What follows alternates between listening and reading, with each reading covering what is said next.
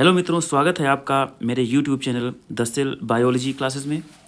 और मैं आपको आज पढ़ाऊंगा परागण। ठीक है, तो शुरू करते हैं कि परागण होता क्या है। मैंने आपको बताया था कि ये पुष्प होता है, ये प्लांट है। ठीक है,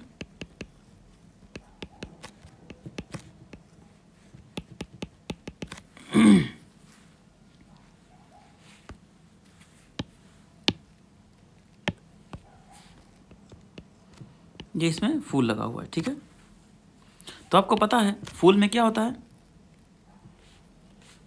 स्टिग्मा होता है और क्या होता है, गाइनोशियम होता है, एंड्रोशियम होता है, यानी पुमुंग और जायांग होते हैं। ठीक है, तो ये क्या है,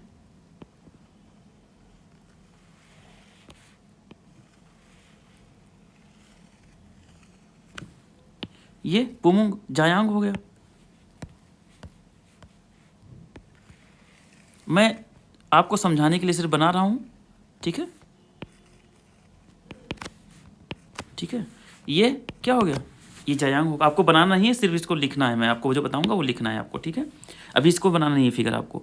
अब देखिए, मैं आपको बता चुका हूँ ये चीज़ कि ये क्या है, ये पूरा तंतु और क्या है, परागकोश मिलकर के क्या बनाते हैं, ये पुंकेसर है। और पुंकेसर आपको पता है क्या होता है, पुंकेसर क्या होता है, नर जनन अंग होता है। मैं आपको एज ए रिवीजन करा रहा हूँ। ठीक है, और ये क्या है, जायांग है। और एक को क्या बोलते हैं, स्त्री केसर बोलते हैं।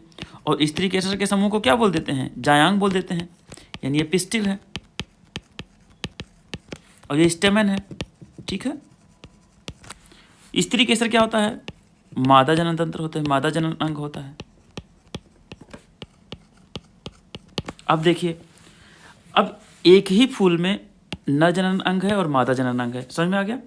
अब देखिए क्या है कि ये होता है मसला कि अब देखिए, इससे आप पता ही है आपको, इसके अंदर से क्या निकलेगा, परागकण। मैंने आपको बताया ना, परागकण क्या होता है, मादा युग्म को नर युग्म को उद्भिद होता है। तो अब परागकण यहां से निकला बाहर। ठीक है, और बाहर निकल करके स्त्री केसर के कहां पे आ गया, स्टिग्मा पर, यानी वर्तिका पर। ठीक है, बहुत सारे क्या होंगे, वर्तिका पर परागकण पहुंचेंगे। इसी क्रिया को बोलते हैं परागण। समझ में आया। देखो सुन लो सबसे पहले कि परागकण का पराग कोश से, परागकण का पराग कोश से स्टिग्मा पर यानी वर्तिका पर पहुंचना क्या होता है, परागण कहलाता है। यही परागण की प्रक्रिया है। तो देखो, अब फिर दोबारा मैं आपको बोल रहा हूं, पुंकेसर के पराग कोश से, पुंकेसर के पराग कोश से परागकण का स्त्री केसर के वर्तिका पर पहुंचने की क्रिया क्या बोलते हैं, परागण कहलाती है। ठीक है, तो लिख लीजिए ये चीज कि पुंकेसर के पराग कोश के, पुंकेसर के पराग कोश के परागकण का स्त्री केसर के वर्तिका तक पहुंचने की क्रिया परागण कहलाती है। ठीक है, इतना चीज समझ में आ गया। अब परागण क्या होता है यह चीज आपने समझ लिया। अब देखिए परागण क्या है। अब परागण कितने प्रकार का होता है, देखिए परागण के प्रकार, परागण के प्रकार। ठीक है, टाइप्स ऑफ परागण, ये चीज आप बना लीजिएगा। ये जो मैं बता रहा हूं आपको, ये परागण की प्रक्रिया है। ठीक है, यहां पे ये लिख दीजिएगा, परागण, परागकण। ठीक है, परागकण। ठीक है, अब देखिए परागण के प्रकार देख लीजिए। दो प्रकार का परागकण होता है, परागकण के प्रकार होते हैं। परागण कितने प्रकार का होता है, दो प्रकार का। आप लिख लीजिए, दो प्रकार के परागकण दो प्रकार का होता है। पहला कौन सा होता है, देखिए स्वपरागण, और दूसरा क्या होता है, परपरागण।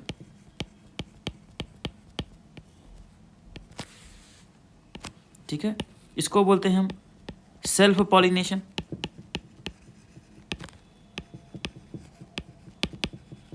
और इसको बोलते हैं क्रॉस पॉलिनेशन। अगर आप इंग्लिश में भी लिखेंगे तो कोई प्रॉब्लम नहीं होगी, ठीक है, बोर्ड एग्जाम में। स्वपरागण और परपरागण होता है। अब स्वपरागण भी दो प्रकार के होते हैं, हम आपको बता रहे हैं, अभी एक एक चीज बता दे रहे हैं आपको। स्वपरागण क्या होता है, दो प्रकार का होता है,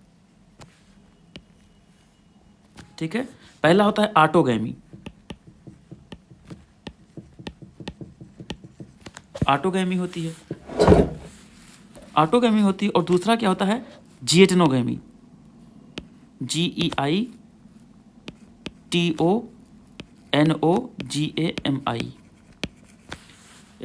जिएटनोगैमी, यानी इसको गीतोनोगैमी भी कहते हैं।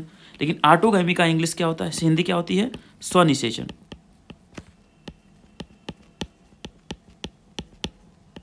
स्वनिषेचन। और गेतनोगैमी का सजात पुष्पी।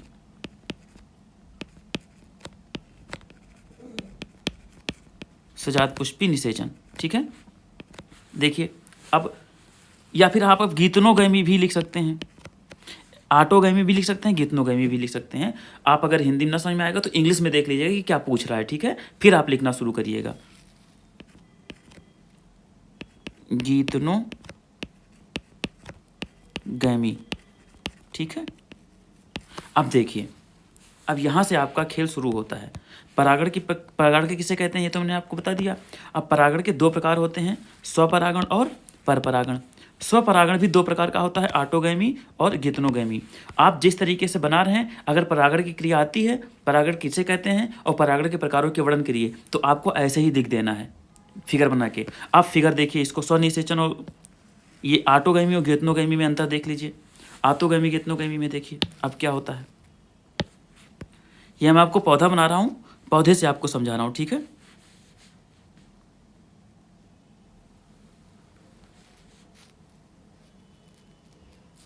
ये पौधा है,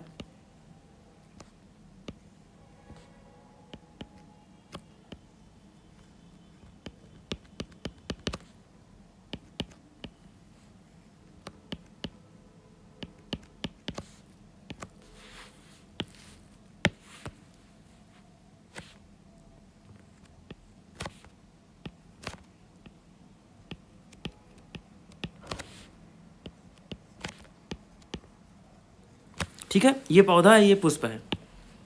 अब देखिए, मैं ये कह रहा हूँ कि एक ही पुष्प में अगर वो उभयलिंगी पौधा है, उभयलिंगी पुष्प है, यानी एक ही पुष्प में मादा और जनन अंग एक ही पुष्प में उपस्थित हैं, तो क्या होगा कि यदि परागकण, यदि ये परागकण यहाँ से निकला, ये क्या है, परागकण है। यदि ये पुंकेसर के परागकोश से ये परागकण निकलता है और उसी पुष्प के क्या होता है, स्त्री केसर के वर्तिका पर यदि पहुंचता है, तो इसको हम क्या बोलते हैं, ऑटोगैमी।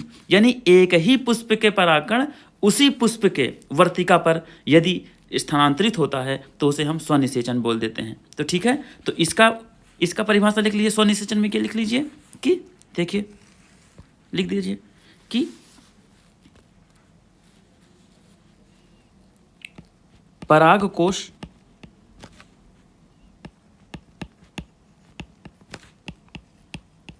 से परागकण, परागकोश से परागकण का किसी पुष्प के, नहीं एक पुष्प के परागकोश से परागकण का उसी पुष्प के, एक ही है, उसी पुष्प के स्त्री केसर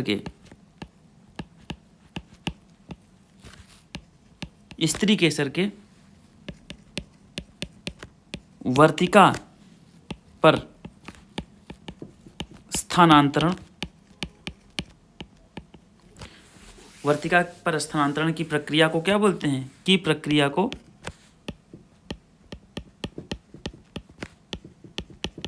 क्या बोल देते हैं? स्वनिषेचन यानी ऑटोगैमी बोल देते हैं। तो अब क्या लिखना है? स्वपरागण। देखो ऑटोगैमी क्या है? ऑटोगैमी स्वपरागण की एक प्रक्रिया है जिसके अंतर्गत किसी एक पुष्प के परागकोश से परागकण का उसी पुष्प के स्त्री केसर के वर्तिका पर स्थानांतरण की प्रक्रिया को क्या बोल देते हैं? ऑटोगैमी बोल देते हैं। ठीक है, ऑटोगैमी इतना चीज समझ में आ गया कि एक ही पुष्प होगा और उसी पुष्प का परागकण उसी पुष्प के स्त्री केसर की वर्तिका पर क्या होगा? स्थानांतरित होगा। ठीक है, तो इस प्रक्रिया को क्या बोल देते हैं? ऑटोगैमी बोल देते हैं। अब जितनोगैमी क्या होता है? जितनोगैमी देखिए, फिर एक चित्र बना रहे हैं, उस चित्र के माध्यम से समझिए।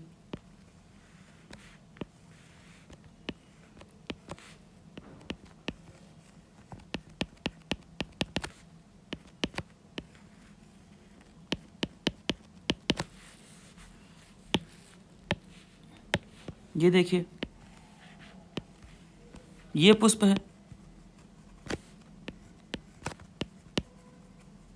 ठीक, दूसरा पुष्प है।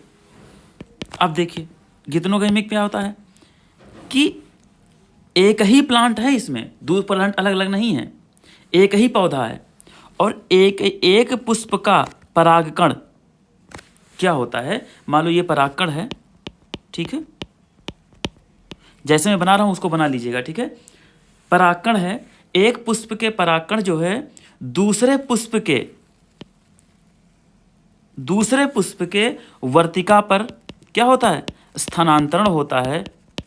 तो उस प्रक्रिया को क्या बोल देते हैं हम? गीतनोगैमी बोल देते हैं।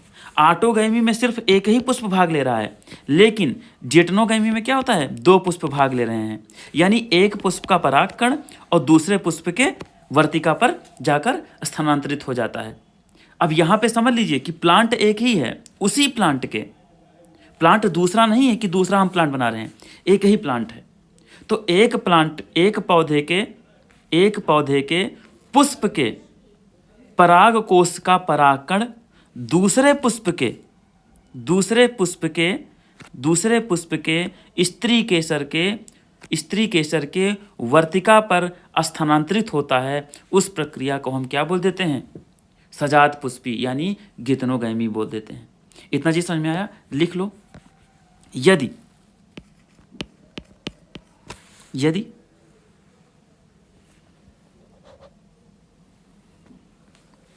एक पुष्प के परागकोश से एक पुष्प के परागकोश से परागकण का दूसरे पुष्प, यहां पे उसी पुष्प था, यहां पे दूसरे पुष्प के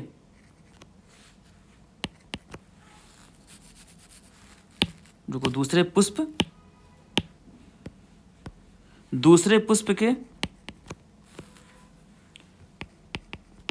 उसी पौधे, नहीं रुको, ये कंफ्यूजन हो, गड़बड़ हो रहा है, रुकिए। परागकण का उसी पौधे के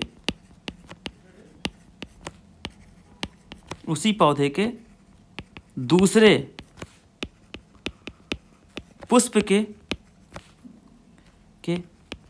स्त्री केसर के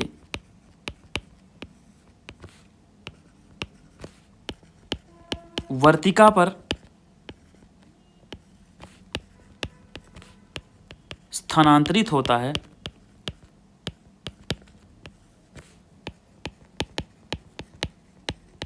तो उस प्रक्रिया को हम क्या बोल देते हैं? उस प्रक्रिया को हम गीतनोगैमी बोल देते हैं। इतना चीज समझ में आया? देखिए मैंने आपको फिगर से बता दिया है, आप केवल फिगर बना दीजिएगा, एग्जामिनर अपने आप समझ जाएगा कि बच्चे को कुछ पता है। ठीक है, तो इसमें सिर्फ एक पुष्प भाग लेता है, लेकिन इसमें दो पुष्प भाग ले रहे हैं। देख समझ में आ रहा है कि नहीं आ रहा है? देखिए, अब देखिए एग्जाम्पल देख लीजिए। उदाहरण आपको पता ही है, कल मैंने आपको बताया था। उदाहरण क्या है कि ये किसमें होता है? अगर फूल उभयलिंगी होगा तभी तो होगा ऑटोगैमी। अब मान लो ये पुष्प सिर्फ एक लिंगी है और ये पुष्प एक लिंगी है, तो फिर तो अगर इस परागकण से इस परागकण पे ट्रांसफर होना पड़ेगा फूल जो परागकण को, तो ये तो गीतनोगामी हो जाएगा। तो क्या होगा, इसमें सिर्फ जो है केवल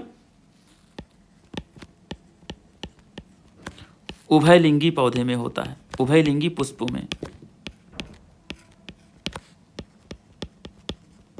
पुष्प में केवल उभयलिंगी पुष्प में क्रिया होती है। समझ में आया? उभयलिंगी पुष्प में क्रिया होती है और ठीक है,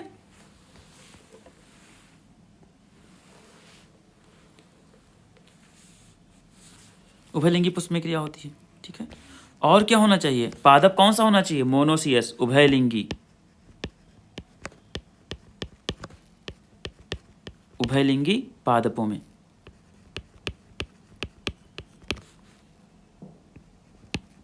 ये क्रिया होती है। ठीक है, इतना चीज समझ में आया, इतना चीज समझ में आया। अब देखिए उदाहरण, इसमें उदाहरण कौन सा होगा भाई, इसमें भी उभयलिंगी पुष्प होगा। मान लो ये भी उभयलिंगी पुष्प है और ये भी उभयलिंगी पुष्प है, तो क्या प्रॉब्लम है, परागकण यहाँ से निकलेगा दूसरे पुष्प पे आ जाएगा, तो उभयलिंगी पुष्प में ये भी होगा, तो उभयलिंगी पुष्प में ये भी, लेकिन इसमें केवल नहीं होगा।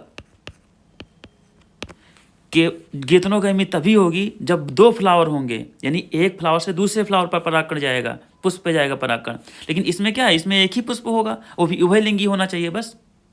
ठीक है, कि उसी पुष्प के स्त्री केसर पर जाना है, तो इससे क्या होगा, ऑटोगैमी हो जाएगी। और गीतनोगामी के लिए मिनिमम 2 फ्लावर चाहिए, 2 पुष्प चाहिए, कि एक पुष्प से परागकण जा करके दूसरे पुष्प के वर्तिका पर पहुंचे। ठीक है, तो इसलिए गीतनोगामी के लिए उभयलिंगी पुष्प, उभयलिंगी पुष्पों में। ठीक है, उभयलिंगी पुष्पों में। और दूसरा क्या है, दूसरा क्या है, किस और क्या हो सकता है, और किस में, एक लिंगी पुष्प में भी तो हो सकता है, एक लिंगी पुष्पों में भी हो सकता है कि नहीं हो सकता है, क्यों नहीं हो सकता। देखो मान लो कि ये क्या है, ये मेल फ्लावर है, नर जनांग है और ये मादा जनांग रखता है, तो यहाँ का परागकण क्या करेगा, नर परागकण क्या होगा, आकर के दूसरे जो है फीमेल पुष्प पर, फीमेल जो है पुष्प पर आकर के वर्तिका पर बैठ सकता है, आ सकता है कि नहीं आ सकता है, तो गीतनोगामी हो जाएगी तुरंत। तो एक लिंगी पुष्प में भी हो सकता है और उभयलिंगी पुष्पों में भी ये हो सकता है। इतना चीज़ समझ में आया। और एग्जाम्पल क्या है, उभयलिंगाश्रयी पौधों में हो सकता है कि नहीं हो सकता है, ये इसको उभयलिंगाश्रयी कर लीजिएगा, उभयलिंगाश्रयी पुष्प पादपों में।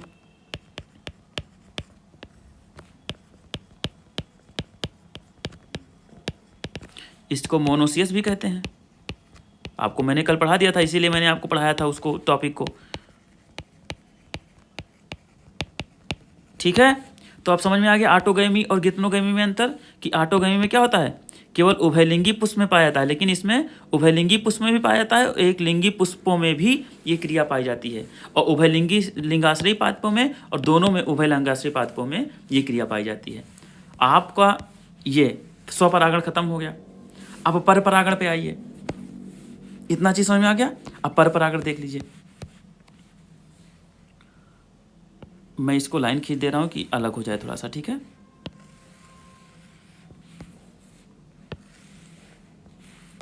ठीक है, चलो मैं यहाँ पे बता दे रहा हूं पर परागण। ठीक है, पर परागण, पर परागण, इसको हम और क्या बोलते हैं, क्रॉस पॉलिनेशन।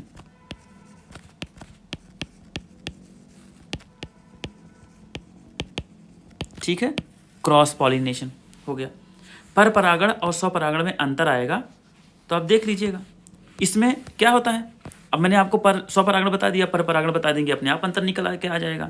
आप परिभाषा अलग अलग लिख लीजिएगा। और इसमें जानते हो पहुंचने के लिए कोई कारक की जरूरत होती है, नहीं होती कारक की जरूरत, परागकण अपने आप आता है और नीचे गिर जाता है पुष्प के अंदर बीच में। देखो परागकण यहाँ आया, देखो परागकण आया और उसी पुष्प के वर्तिका पर गिर गया, तो किसी जरूरत भी नहीं होती है इसको पहुंचाने के लिए। लेकिन पर परागण में क्या है, कारक की जरूरत पड़ती है, अभिकर्मक की जरूरत पड़ती है, अभी बताएंगे हम आपको। ठीक है, तो चलिए पर परागण क्या होता है। अब पर परागण को हम जीनोगैमी भी बोलते हैं। क्या बोलते हैं, जीनोगैमी, जीनोगैमी बोलते हैं, या एलोगैमी भी बोलते हैं। क्या बोलते हैं, एलोगैमी। यहाँ पे मैंने ऑटोगैमी बताया था, ये देखो ऑटोगैमी बताया था, और यहाँ पे मैंने एलोगैमी बताया है। यानी चाहे ऑटोगैमी पूछे चाहे एलोगैमी पूछे, आपको पता चल जाएगा। एलोगैमी, इसको हम जीनोगैमी या एलोगैमी भी बोलते हैं पर परागण को। ठीक है, अब देखिए फिर मैं आपको एक पुष्प चित्र बना रहा हूँ, चित्र से समझा रहे हैं आपको। ठीक है, ये पुष्प है, ये पादप है, देखिए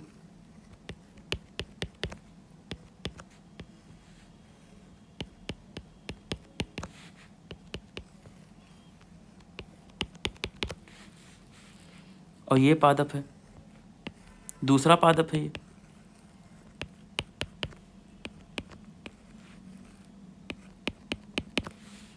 ठीक है,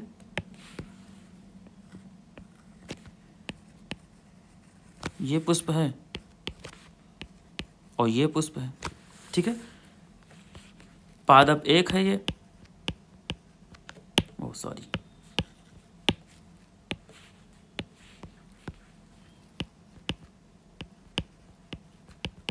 पादप एक हो गया, ये पादप दो हो गया। ठीक है, अब देखिए इसमें क्या है कि सिर्फ एक पौधा स्वपरागण में, सिर्फ एक पौधा ही देखो भाग ले रहा है कि नहीं भाग रहा है स्वपरागण में, लेकिन पर परागण में क्या है, दो पादप भाग ले रहे हैं निषेचन में। समझ में आ रहा है, परागण में दो पादप भाग ले रहे हैं, यानी कि देखो एक पौधे का परागण, देखो समझ लीजिए आप, पर परागण में क्या होता है, पर मतलब किसी दूसरे, पर आया है मतलब दूसरा प्लांट है कोई, तो एक पौधे का परागण दूसरे पौधे के क्या होगा, वर्तिका पर,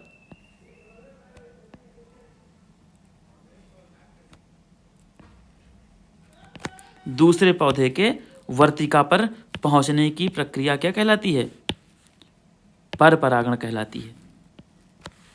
ठीक है, ये चीज समझ में आया, इसी को हम क्या बोल देते हैं, पर परागण बोल देते हैं। एक पौधे का पराग कोश और दूसरे पौधे का क्या है, स्त्री केसर भाग लेता है पर परागण में। ठीक है, तो देखिए क्या है, देखिए एक पौधे के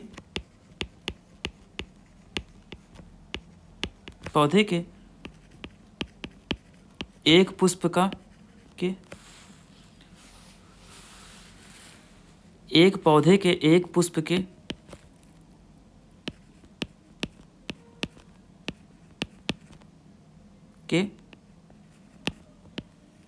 परागकोश का परागकण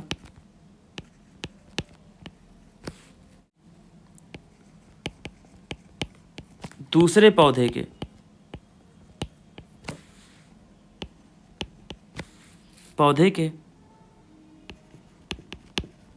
पुष्प के स्त्री केसर के वर्तिका पर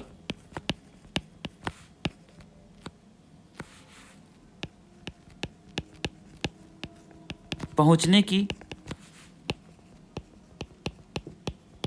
प्रक्रिया क्या कहलाती है, पर परागण कहलाती है।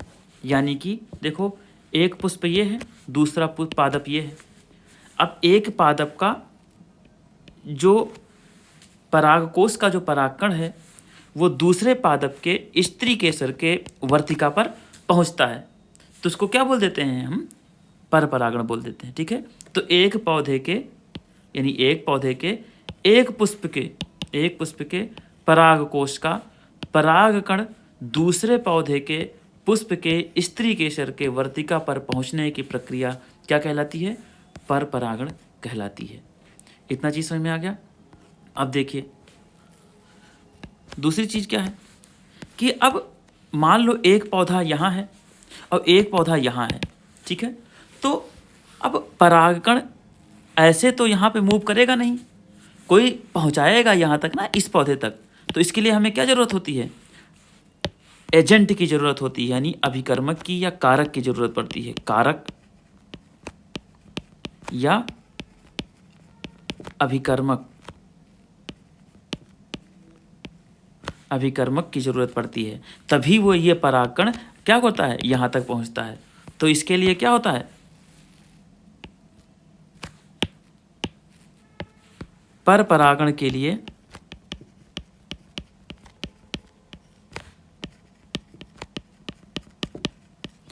लिख लीजिए आगे, अभिकर्मक या कारक की जरूरत पड़ती है, आवश्यकता पड़ती है। पर परागण के लिए अभिकर्मक या कारक की आवश्यकता पड़ती है। ठीक है, ये हमेशा पर परागण क्या होगा कि अभिकर्मक या कारक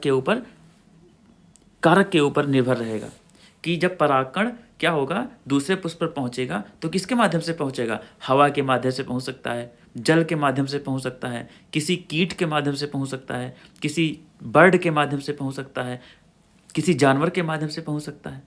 ठीक है, तो उसी आधार पर हम क्या बोलेंगे, लिख लीजिए, पर परागण के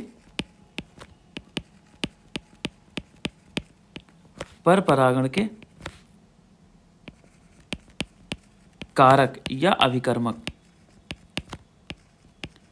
अब पर परागण किस किस के माध्यम से हो सकता है, देखिए किस किस के माध्यम से हो सकता है। देखिए, पहला हो सकता है किसके माध्यम से,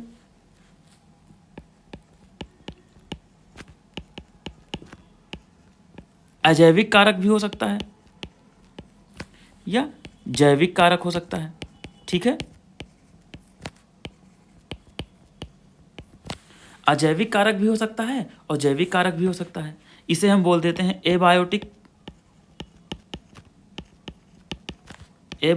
एजेंट, और ये बायोटिक एजेंट होता है। ठीक है, अब एबायोटिक एजेंट में क्या हो सकता है, हवा। इंपॉर्टेंट है बहुत ज़्यादा, ये पूछ सकता है। अगर हवा से अगर परागकण वर्तिका तक पहुंचता है तो उसे हम क्या बोल देते हैं, एनिमोफिली। याद रखिएगा, पूरा रट के जाइएगा, एनिमोफिली। ठीक है, एनिमोफिली हो गया। अगर पानी से जाता है, जल से, अगर जल से परागकण क्या होता है, अगर वर्तिका तक पहुंचता है तो इसे हम बोल देते हैं हाइड्रोफिली।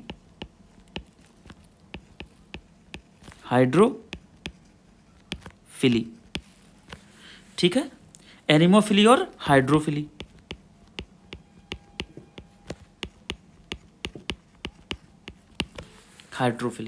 इतना चीज समझ में आ गया।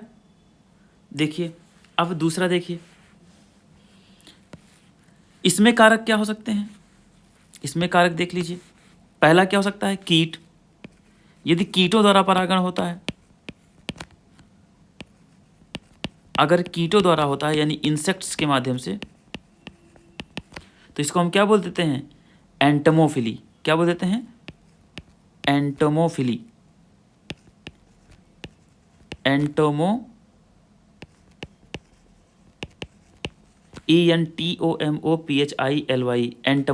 ठीक है, कीटों द्वारा परागण हो गया,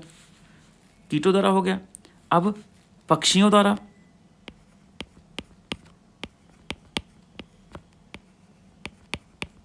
अगर पक्षियों द्वारा परागण होता है, जैसे क्या होता है, एक क्या करी, एक पक्षी जा करके एक पुष्प पे बैठी और वही पुष्प का परागण क्या हुआ, उसके पैरों में चिपक गया, और फिर वो पक्षी उड़ करके दूसरे पौधे के पुष्प में बैठी, तो वो परागण क्या हुआ, दूसरे पुष्प में पहुंच गया कि नहीं पहुंच गया, तो इससे क्या हो गया, परागण हो गया। तो इसे कीट परागण कहते हैं, उसे पक्षियों द्वारा परागण होता है। तो पक्षियों द्वारा परागण को क्या बोल देते हैं, ऑर्निथोफिली।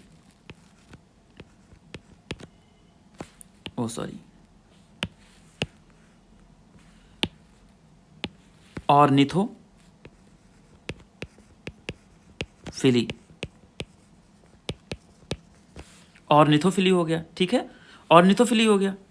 अगर जंतु द्वारा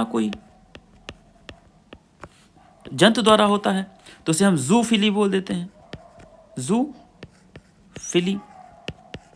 बड़े जंतु हो गए, जैसे गाय हो गया, बकरी हो गई, इस टाइप के। ठीक है, तो जूफिली हो गया। अगर चमगादड़ों द्वारा होता है परागण, चमगादड़ भी तो परागण में सहायता करते हैं, चमगादड़ हो गया, तो चीरोप्टेरोफिली, CHIROPTEROPHILY। आर चिरेप्टेरोफिली, याद रखिएगा, ठीक है। चिरेप्टेरोफिली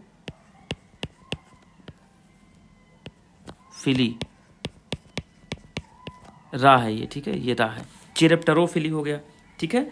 अब देखिए, अगर घोंघा द्वारा, घोंघा भी परागण में सहायता करता है, ठीक है। तो घोंघा अगर द्वारा, स्नेल्स जिसे बोलते हैं, स्नेल्स, और इसे बैट बोलते हैं, ठीक है। स्नेल्स द्वारा अगर परागण होता है तो उसे मलैकोफिली बोल देते हैं, मलैकोफिली, ठीक है। इसे क्या बोल देते हैं? मलैकोफिली बोलते हैं, ठीक है। इतना चीज़ समझ में आ गया, इसको रट लेना है पूरा। तो पर परागण के कारक कौन कौन से हो सकते हैं? अजैविक कारक भी हो सकता है और जैविक कारक भी हो सकता है, ठीक है। अजैविक कारक में हवा से यदि परागण होता है तो एनिमोफिली। हवा कैसे हुआ? देखो, मान लो एक पौधा है, ये फूल है, और एक पौधा ये है, ठीक है। तो हवा चली तो परागण क्या हो गए? यहाँ से उड़ करके यहाँ पे आ गए, परागण हो गया। अगर जल में है पौधा तो जलीय पौधे जितने होते हैं, जलीय पौधों में परागण किससे होता है? जल से ही तो होता है, जल से होगा, ठीक है। अब देखिए, ये चीज़ हो गया। अगर जल से परागण होता है तो इसे हाइड्रोफिली बोलते हैं, ठीक है। हाइड्रोफोबिया, कुत्तों के काटने से एक रोग होता है, इसे हाइड्रोफिली, जल से होता है परागण। कीटों द्वारा क्या होता है? एंटमोफिली। पक्षियों से अगर परागण होता है तो उसे ऑर्निथोफिली बोलते हैं। जंतु से परागण होता है जूफिली, और चमगादड़ से अगर परागण होता है तो चिरेप्टेरोफिली, और घोंघा से अगर परागण होता है तो उसे परागण होता है तो मलैकोफिली बोल देते हैं। अब देखो, हवा से अगर जिससे परागण होता है उसके थोड़ा सा एग्जाम्पल देख लो, किस किस पौधे में होता है हवा से परागण, हवा से, ठीक है। पहले जो आया है क्वेश्चन उसको देखिए। क्वेश्चन ये आया है कि जल से जो परागित होते हैं पौधे, उनके नाम बताइए, कौन कौन से जल से परागित होते हैं। तो पहला एग्जाम्पल देख लीजिए, है वेलिस्नेरिया। ऐसे स्पेलिंग लिखिएगा, वेलिस्ट, VALLIS, नेरिया, NERIA, और कोई भी नाम लिखने से पहले अंडरलाइन कर दीजिएगा। वेलिस्नेरिया में क्या होता है? वेलिस्नेरिया क्या है? ये क्या है? जलीय पौधा है। और एक हाइड्रिला,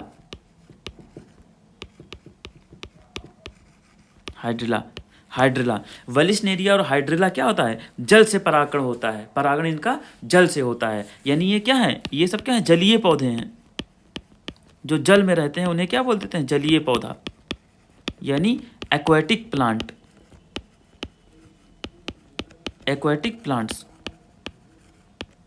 ठीक है। ये एक्वेटिक प्लांट होते हैं, और जब जल में होंगे तो उनका परागण क्या होगा? जलीय परागण होगा, जल के माध्यम से होगा। और ऐसे परागण को क्या बोलते हैं? परागण को हाइड्रोफिली बोल देते हैं। यानी हाइड्रोफिली से दो पौधे परागित होते हैं, मतलब परागित तो बहुत सारे होते हैं, लेकिन परागण दो पौधे वेलिस्नेरिया और हाइड्रिला में जल से के द्वारा परागण होता है, ठीक है। इतना चीज़ समझ में आ गया। अब क्या करें? आगे बढ़ सकते हैं, चलिए आगे बढ़ लेते हैं। अब मैंने आपको बता दिया कि पर परागण स्वपरागण में क्या अंतर होता है। पर परागण में क्या होता है कि एक ही पौधा भाग लेगा, एक ही पौधे में क्या होता है? पर परागण होता है, स्वपरागण होता है। और पर परागण किस में होता है? दो पौधों के मध्य होता है। तो अब अंतर आएगा, लिख लेंगे स्वपरागण पर परागण में अंतर। अब देखिए, स्वपरागण और पर परागण के लाभ देख लीजिए। लाभ देख लीजिए, पढ़िए तो पूरा पढ़िए, नहीं तो मत पढ़िए, ठीक है। स्वपरागण के लाभ देख लीजिए, और पर परागण के लाभ देख लीजिए।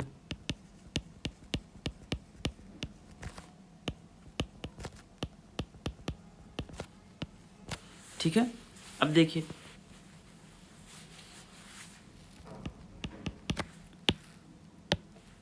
ये तो जाहिर सी बात है कि स्वपरागण में कोई एजेंट नहीं होता, यानी कोई अभिकर्मक नहीं होता है, वो अपने आप ही क्या होता है? परागित हो जाता है। यानी इसमें जो फर्टिलाइजेशन या निषेचन का चांस कितना होता है? 100% चांस होता है, क्योंकि ये क्या होता है? वेक्टर पे यानी कारक पे डिपेंड नहीं होता है, निर्भर नहीं होता है। तो लिखो, कारक पर क्या होता है कि कारक पर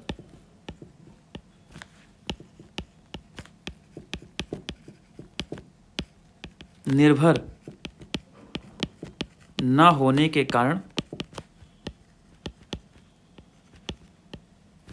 क्या होता है? कारक पर निर्भर न होने के कारण क्या होता है? 100%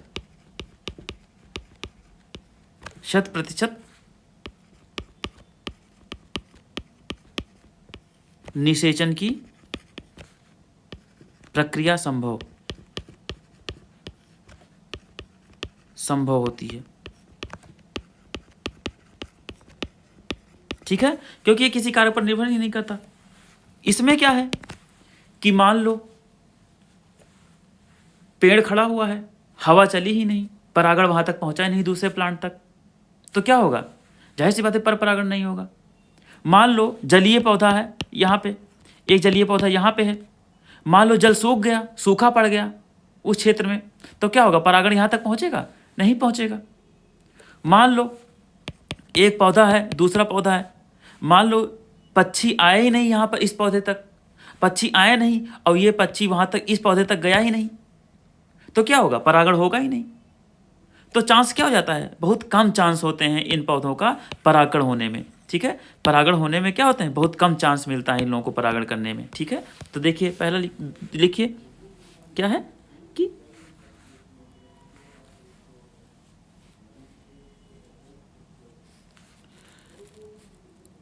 कारक पर निर्भर होने के कारण, लिख लीजिए, मैं लिख नहीं रहा हूं। ठीक है, कारक पर निर्भर होने के कारण 100% निषेचन की प्रक्रिया संभव नहीं होती है। यहां पे सिर्फ नहीं लगा लीजिए, बस यहां पे लिख दीजिए पर परागण में, कारक पर निर्भर होने के कारण 100% निषेचन की प्रक्रिया संभव नहीं होती है। ठीक है, इतना चीज समझ में आएगा। अब दूसरा देखिए, आंसर क्या है? दूसरा क्या क्वेश्चन है?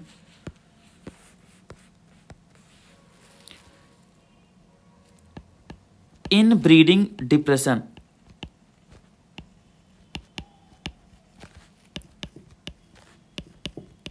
बड़ा वर्ड लग रहा है लेकिन बड़े आराम से आपको समझाएंगे हम। ठीक है, इन ब्रीडिंग डिप्रेशन,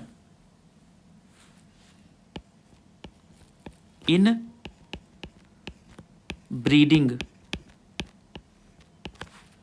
डिप्रेशन, जब कुछ अलग लिखेंगे तभी आपको अच्छा नंबर मिलेगा। ठीक है, तो आप घबराइए मत। इन ब्रीडिंग डिप्रेशन क्या होता है कि जब मान लो एक पौधा है, ठीक है, एक पौधा है, ठीक है, अब जब एक पुष्प का परागण उसी पुष्प पे गिरेगा तो यानी जो इसका गुण होगा वही जो पौधा नया होगा उसका गुण होगा। और यह भी हो सकता है कि जो पिछले जो इसमें प्रभावी था जीन, हो सकता है वो इसमें प्रभावी ना रहा हो जीन। ठीक है, तो क्या होगा? मान लो इसमें फल बड़े लग रहे हो और दूसरा पौधा मिले इसमें फल छोटा लगे, तो क्या होगा कि डिप्रेशन आ गया, मतलब कि कुछ कमी आ गई गुणों में। तो पर परागण में क्या होता है कि गुणों में कमी आ जाती है। जब स्वपरागण में क्या होता है? स्वपरागण में क्या होता है? स्वपरागित जो पौधे होते हैं उनके गुणों में धीरे धीरे क्या होती है? धीरे धीरे कमी आने लगती है। इसीलिए स्वपरागण अच्छा नहीं माना जाता है, पर परागण अच्छा माना जाता है। तो इन ब्रीडिंग का मतलब ही क्या होता है? इन ब्रीडिंग डिप्रेशन का मतलब होता है अगर एक ही पौधे आपस में क्या होते हैं कि अगर स्वपरागित होते हैं तो उनके गुणों में धीरे धीरे क्या होती है? कमी आ जाती है, यानी आनुवांशिक विविधता में क्या आ जाता है? कमी आ जाती है। उसी को हम बोल देते हैं इन ब्रीडिंग डिप्रेशन। ठीक है, तो इतना चीज़ समझ में आया? तो अब देख लिखिए कि इन ब्रीडिंग डिप्रेशन हो जाता है, मतलब क्या हो जाता है कि क्या हो जाता है? समान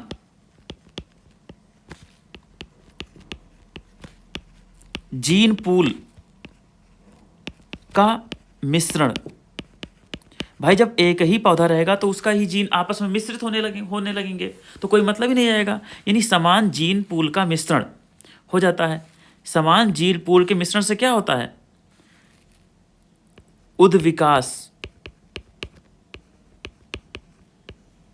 उद्विकास नहीं हो पाता, इवोल्यूशन नहीं हो पाता, यानी इवोल्यूशन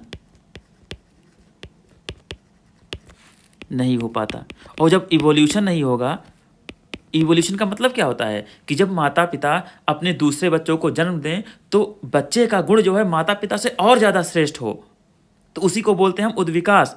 तो श्रेष्ठ होगा ही नहीं, क्योंकि पौधा क्या हो रहा है, पौधे एक ही पौधे का परागकण उसी पुष्प पे गिर रहा है, वर्तिका पे गिर रहा है, तो जीन पूल का मिक्स हो ही नहीं रहा है जीन आपस में।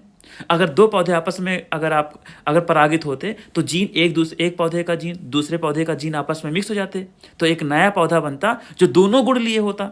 लेकिन जो पौधा बना है वो एक ही गुण का है, जो उसी पौधे से निकला और उसी पौधे से बन गया वो जो संतति, तो क्या होगा, जीन तो एक ही होगा ना। तो समान जीन पूल का मिश्रण होता है, इससे उद्विकास नहीं हो पाता। उद्विकास नहीं होता तो क्या हो जाता है, आनुवांशिक विविधता में कमी क्या हो जाती है, कमी आ जाती है। आनुवांशिक विविधता में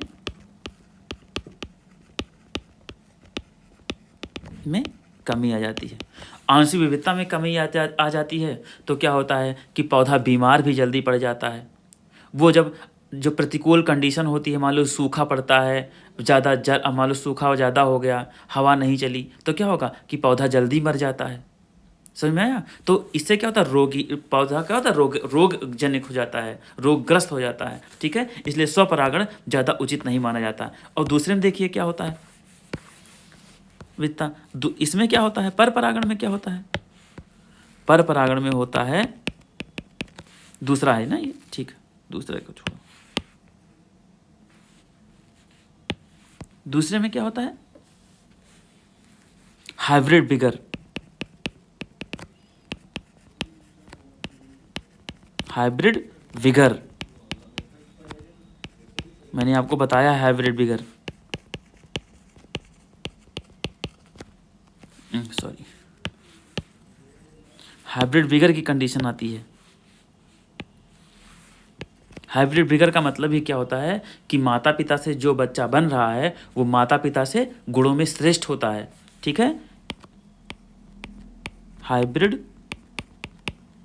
विगर की दशा होती है। क्यों? क्योंकि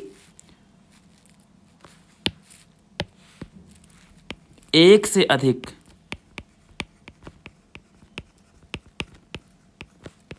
जीन पूल का मिश्रण होता है। ठीक है, एक से अधिक जीन, क्यों एक से अधिक जीन पूल, देखो इसमें दो पौधा है, इसका जीन और दूसरे जीन, यानी इसका जीन ला करके अगर यहाँ पे होगा तो दो पौधे का जीन मिक्स होगा कि नहीं होगा।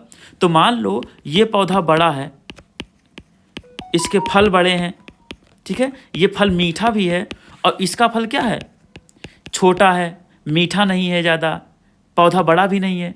तो जब इसका जीन इसमें मिल जाएगा तो ये भी जो इसके जो पौधे होंगे, जो पौधा नया बनेगा उसमें क्या होगा, चांसेस ज़्यादा रहेंगे कि नहीं विकास के, पौधा बड़ा भी हो जाएगा, इसका गुण जो है क्या होगा, इसमें ट्रांसफ़र हो जाएगा।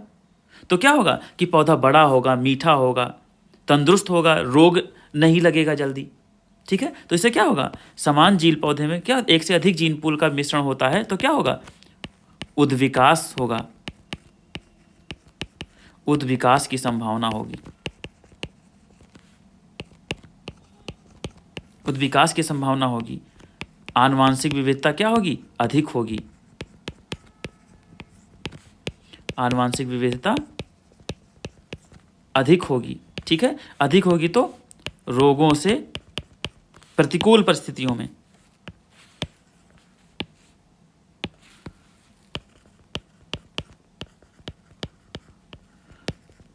प्रतिकूल परिस्थितियों में क्या होगा, अनुकूलित हो जाएगा,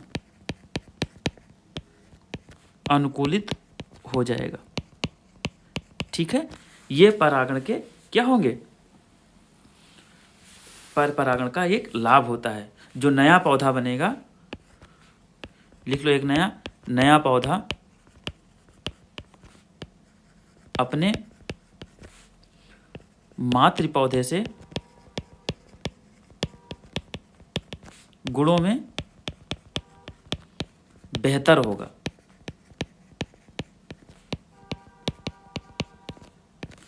इतना चीज समझ में आया? नहीं समझ में आया तो फिर से आप इस वीडियो को देख लीजिएगा। ठीक है, तो इसमें लिख लीजिए, यहाँ पे लिख लीजिए, नया पौधा अपने मातृ पौधों से गुणों में समान होगा। नया पौधा क्या होगा, तीसरा पॉइंट, दूसरा पॉइंट, तीसरा पॉइंट इसमें भी नया पौधा गुणों में अपने मातृ पौधे से क्या होगा, समान होगा।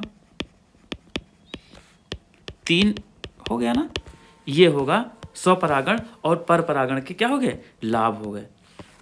अगर आपको ये वीडियो अच्छा लगा हो तो आप सब्सक्राइब करें, इसे शेयर करें, और जो अब आपके 11th के जो बच्चे हैं उनको भी आप इस वीडियो को शेयर करें, ताकि वो आगे इस वीडियो का लाभ उठा सकें और अच्छे नंबरों से पास हो सकें। ठीक है दोस्तों, जय हिंद, जय भारत।